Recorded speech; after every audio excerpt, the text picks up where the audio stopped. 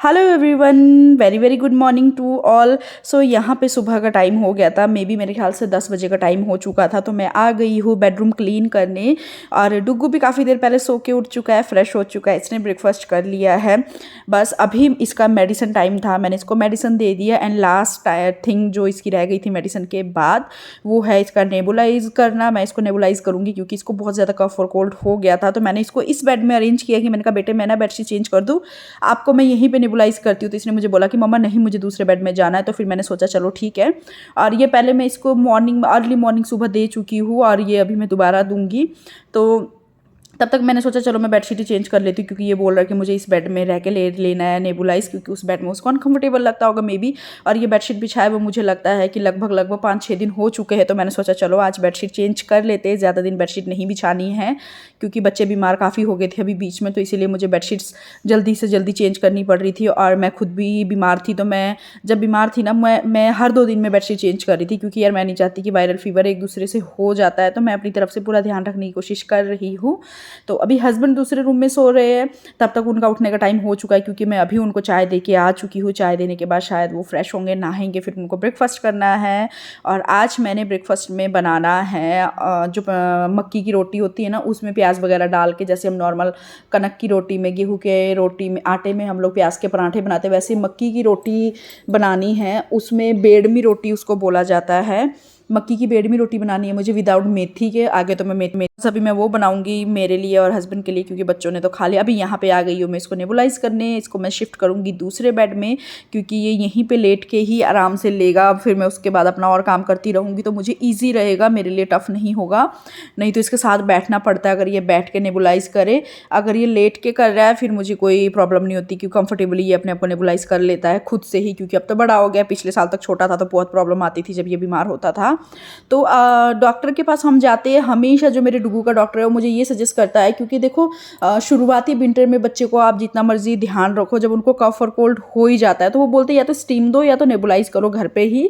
Doctor के पास visit करना, जब बच्चे की कुछ ज़्यादा तबीयत खराब हो तब मैं एक बार विजिट करके आई, फिर बार बार विजिट करना तो नहीं बनता है ना। तो मैं उनसे फ़ोन पे बात कर लेती हूँ जहाँ पे डुगू हुआ है। वो डॉक्टर है, बहुत अच्छे डॉक्टर है, डुगू के ही स्पेशली डॉक्टर है, क्योंकि ये जो है टाइम से पहले हो गया था, मतलब प्री मैच्योर बेबी था। तो तब से ही मैंने डॉक्टर चेंज नहीं किया, उन्हीं डॉक्टर के पास दिखा रही, क्योंकि ये उनके हाथों से ही हुआ है, उनके हाथों से ये ठीक हुआ है। तो इसीलिए मुझे वही डॉक्टर बेटर लगते। तो वही मुझे सलाह करते कि घबराने वाली बात नहीं होती है, कि एंटीबायोटिक दे दिया करो आप, सिरप एंटीबायोटिक, और एक पैरासीटामोल हो गया है ना, और एक इन्फेक्शन का कुछ भी वो लिख के दे देते हैं मुझे फ़ोन पे। मुझे विजिट करने की ज़रूरत नहीं पड़ती है, टचवुड।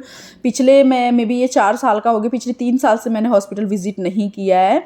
तो जब ये 1 साल का था तब से मैं उनसे फ़ोन पे बात करती हूँ और वो फ़ोन पे मुझे सजेस्ट कर देते हैं। तो ज़्यादातर वो उनका हॉस्पिटल क्लिनिक है, बट उनका जो हॉस्पिटल है वो दुबई में है, वो ज़्यादातर दुबई में ही रहते हैं, इसीलिए और विजिट करना मुश्किल हो जाता है उनके हॉस्पिटल में। बट वो डुगू को अटेंड कर लेते हैं फ़ोन कॉल पे ही, वीडियो कॉल पे ही मैं उनसे सजेशन वगैरह ले लेती हूँ। तो वो मुझे मेडिसिन ज़्यादातर लिख के देते हैं और मुझे बोलते हैं कि नेबुलाइज कर लिया करो आप। तो मैं उनसे नेबुलाइज के लिए जो कैप्सूल्स होते हैं वो लिखवा लेती। कैप्सूल में कुछ और बोलते हैं शायद, उसको पता नहीं, याद नहीं आ रहा है। तो वो दे देते हैं मुझे लिख के, तो मैं उससे इसको खुद ही नेबुलाइज कर लेती हूँ और इससे ये बिल्कुल ठीक हो जाता है। एक तो लिवोलिन वाला होता है, उसको आपको तीनों टाइम नेबुलाइज करना होता है बच्चे, क्योंकि नेबुलाइजर तो मैं घर पे ही खरीद के लेके आ चुकी हूँ। तो 3 टाइम वो दे दो, 2 टाइम जब अगर बच्चे को कुछ ज़्यादा चेस्ट में प्रॉब्लम हो, छाती जो जाम हो जाती है जिस वजह से वो हो, तो आप दूसरे वाला एंटीबायोटिक दे सकते हो। तो ये बिल्कुल परफेक्ट ठीक हो जाता है। बस यही है कि मैं घर पर ध्यान रख लेती हूँ तो ये ठीक हो जाता है। तो अभी मैं इस रूम में झाड़ू लगा रही हूँ। किचन मैंने क्लीन कर दिया है और बस मेरा रूम्स थे, रूम को क्लीन करना। किचन डेली मुझे खुद को नहीं अच्छा लगता कि मैं डेली आपको दिखा रही हूँ क्लीन करते हुए, तो इसलिए मैंने किचन सुबह मॉर्निंग में ही बच्चों को ब्रेकफास्ट कराने के बाद सब कुछ क्लीन कर दिया था। बर्तन भी, काउंटर भी, सारी चीज़ें बर्तन लगा दिए थे। तो अभी मैं आती हूँ दूसरे रूम में। यहाँ पे मुझे कपड़े, ये जो नीचे कपड़े पड़े हैं ना, ये मैंने बेड से निकाले अलग से, और मैंने यहाँ पे फ़ैन इसीलिए ऑन किया है क्योंकि थोड़ा सा पानी गिर गया था बेड में, और मैंने बेडशीट अभी 2 दिन पहले ही चेंज करी है। तो मैंने वो पानी साफ़ करके सुखाने के लिए ही ऐसे पंखा चला था, बिल्कुल मामूली सा गिरा था। तो अभी यहाँ पे कुछ कपड़े थे जो मैंने इतने दिन से यहाँ पे रखे हुए थे, वो थोड़े से मैंने कहा कि चलो सेट कर देती हूँ। और सेट करने के बाद है जो कुछ जो वॉश करने वाले कपड़े हैं उनको वॉशिंग मशीन में डाल देती हूँ। तो अभी मैं यहाँ पे व्लॉग उम्मीद करती हूँ आप सबको पसंद आया होगा। पसंद आया तो लाइक शेयर और कमेंट करना मत भूलना। और अभी वैसे व्लॉग खत्म नहीं हुआ है, शायद मैं आप लोगों के साथ शेयर करूँ। मैंने मक्के की रोटी बनानी है, मतलब जो बेडमी रोटी बोलते हैं पंजाबी में, मुझे ये नहीं पता कि मतलब बहुत जगह ये चीज़ बोलते हैं, आपके वहाँ पता नहीं क्या बोलते हैं इसको। तो मैं वो शायद रेसिपी शेयर करूँ आप लोगों के साथ, क्योंकि अभी हस्बैंड को भूख लग गई है।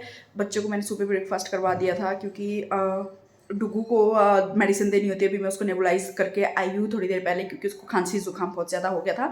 खुशी मेरी स्कूल जा चुकी है, तो मैंने घर की ऑलमोस्ट काम सारे ख़त्म कर चुकी हूँ, बस किचन का रहता है और झाड़ू और पोछा मैंने कर दिया है।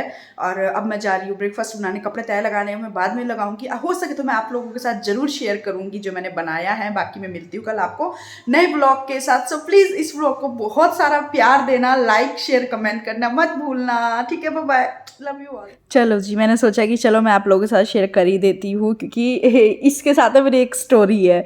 क्योंकि मुझे ना, मैंने आज तक लाइफ में कभी मक्की की रोटी नहीं बनाई थी, आज तक ज़िंदगी में कभी बना के नहीं देखी थी, यहीं पे आके मैं सीखी थी। और मैंने लाइफ में पहली बारी यहीं पे बनाई थी। तो आप सोचो मेरा एक्सपीरियंस कैसा रहा होगा, क्योंकि मुझे मक्की की रोटी हाथों से बनाना बहुत मुश्किल है। सबको पता है कि जो मक्की की रोटी है वो नहीं बनती है, टूटती है, टूट जाती है, निकल जाती है। तो नॉर्मली रोटी भी नहीं आप बना सकते, सादी जो रोटी होती है मक्की की। तो ऑप्शंस तो बहुत होता है जो आप बेल सकते हो, वो भी मैं ज़रूर शेयर करूँगी। बहुत तरह के ऑप्शंस होते हैं मक्की की रोटी बनाने का, मैं ज़रूर शेयर करूँगी अपना एक्सपीरियंस और जैसे ईजी वे है। तो ये यहाँ पे मैंने प्याज वगैरह कट कर दिया था, प्याज, धनिया, अदरक और मिर्च। अगर मेथी होता तो और मज़ा आता, मेथी नहीं था तो इसलिए मैंने ऐसे ही बना लिया। तो देखो पहले मैंने इसमें पानी ऐड करके इसको अच्छे से मैश कर लिया। देन जितना आपको बनाना है उतना पेड़ा मैंने उसको अच्छे से हथेलियों के साथ मैश किया, मतलब पूरे हाथों के साथ नहीं, उससे मैश करके इसको अच्छे से सॉफ्ट किया। देन उसके बाद मैंने हाथों में लिया। तो मतलब इतना ईजी होता है, मुझे बनाना नहीं आता था ना, मुझे बहुत दिक्कत होती थी। शुरू शुरू में मैंने अपने हस्बैंड को टेढ़े मेढ़े बना के खिलाए हैं, बट वो बहुत खुश होते। तो देखो यहाँ पे इस तरीके से मक्की की रोटी बनाई जाती है। जिनको आता है उनके लिए बहुत ईजी, जिनको नहीं आता उनके लिए बहुत डिफिकल्ट है। क्योंकि हमारे यहाँ पे पंजाब में कई लोग ऐसे हैं अभी तक भी, जो मेरे खुद के रिश्तेदारों में, जिनको मक्की की रोटी, कई है यहीं पे पिंड में ही है, मतलब जहाँ पे मैं रहती हूँ, कई लोग ऐसे जिनको अभी तक मक्की की रोटी बनानी नहीं आती है। बल्कि उनका तो शुरू से ही मायके में भी और ससुराल में बहुत पहले से ही बनता है। बट मैं देखो मेरे मायके में कभी बनती नहीं थी मक्की की रोटी, कभी आज तक बना के नहीं देखी थी। तो मैंने पूरे यहाँ पे आके मक्की की रोटी बनानी सीखी। और पहले मैंने टेढ़ी मेढ़ी सीखी, देन उसके बाद धीरे धीरे कोशिश करते करते करते करते मैं अपने मुकाम तक आ गई। अभी भी मैं परफेक्ट नहीं बनाती हूँ, बट बना लेती हूँ इस हद तक कि बहुत अच्छा लगे, खाने में बहुत टेस्टी लगे और बहुत ही यमी लगता है। मैंने ये अपने हस्बैंड को परोसा था चाय के साथ, और मक्खन जो मैंने घर पे खुद बनाया उसके साथ, और थोड़ी सी मैंने ले ली थी हरी चटनी जो कि मेरे नीचे भैया ने बनाया था, उन्होंने, उनसे लेके आ गई थी मैं। तो ये दिया था, मतलब इतना टेस्टी लगता, अमेजिंग लगता। तो यहाँ पे ना अगर आप चूल्हे में बनाते हो और ज़्यादा बेस्ट लगता है, बट मैंने चूल्हा नहीं जला है। अभी देखेंगे, अभी विंटर में हम लोग चूल्हा जलाते हैं, तब मैं ज़रूर शेयर करूँगी आप लोगों के साथ। तो अभी देखो यहाँ पे मेरी रोटी अच्छे से बन चुकी है, एक साइड मेरा पक चुका है। देन मैंने घी नहीं लगा के निकाला है कि चिपका ना हो, बट नहीं, ऐसा कुछ नहीं है, अच्छे से बन गया था। और अभी मैंने दोनों साइड में घी लगाना है और इसको अच्छे से सेक लेना है। ये ना, मतलब आपको ना ध्यान से सेकना है, क्योंकि आप कभी कभार ऐसे लगता है कि तवे में ये बन गया, बट वो कच्चा रहता है। इसलिए आपको अच्छे से इसको सेकते रहना जब तक कि ये एकदम कड़क ना बन जाए। और मेरे हस्बैंड को कड़क ही पसंद है, तो मैं इसको दबा दबा के अच्छे से सेक रही थी कि कहीं से कच्चा ना रह जाए, क्योंकि पेट दर्द होता। तो यहाँ पे तो मैंने फास्ट फॉरवर्ड कर दिया था, बट मैंने बहुत देर तक इसको सेका था अच्छे से। देन जब अच्छे से बन गया फिर मैंने निकाला। देख लीजिए, मैंने यहाँ पे चाय का ग्लास ले लिया, थोड़ी सी मैंने चटनी रख दी है, और अब इसके ऊपर मैंने मक्खन डाल दिया जो मैंने घर पे खुद बनाया था। और ये बहुत यमी और टेस्टी लग रहा था। आप लोग भी ट्राई ज़रूर करना कि मक्की के आटे में आप प्याज, मिर्च और धनिया डाल के कभी मैश करके ज़रूर वैसे तो इसको मिस्सी रोटी भी बोली जाती है, आप लोग वैसे भी ट्राई कर सकते हो, मेथी डाल के भी ट्राई कर सकते हो। सो बहुत यमी था खाने में। तो अब मैं इस वीडियो को यहीं पे एंड करती हूँ, मिलती हूँ कल एक और नई व्लॉग के साथ, क्योंकि कल सैटरडे है, कल मुझे बहुत से काम हैं। और हस्बैंड की थोड़ी सी तबीयत ख़राब इन द सेंस उनके ना अंडर आर्म्स में ना कोई प्रॉब्लम आ गई है, मतलब कुछ दिक्कत होगी, रेडनेस। तो उसी वजह से मुझे डॉक्टर के पास जाना है, क्योंकि उनको गाड़ी चलाने में बहुत प्रॉब्लम हो रही है। और मेरे हस्बैंड का काम ऐसा है कि 24 आवर्स गाड़ी ही चलती है, स्टाफ छोड़ना लाना होता है। तो उनको बहुत मुश्किल हो रही है, तो मैंने सोचा कि चलो एक बार डॉक्टर के पास जाके आते, दिखा के आते, कहीं ये ना हो कि आगे बात बढ़ जाए और प्रॉब्लम हो जाए। वो अंदर ना ऐसे गांठ सी बननी शुरू हो गई है। तो बस इसीलिए कल देखती हूँ क्या करेंगे क्या नहीं करेंगे। मिलती हूँ कल आपको एक और नए ब्लॉग के साथ। उम्मीद करती हूँ आप सबको मेरा ब्लॉग पसंद आया तो please please please like share और कमेंट करना मत भूलना। कोई भी नहीं हो तो मेरे चैनल को सब्सक्राइब करके ज़रूर जाना। मुझे आप सबकी सपोर्ट की ज़रूरत है। Thank you.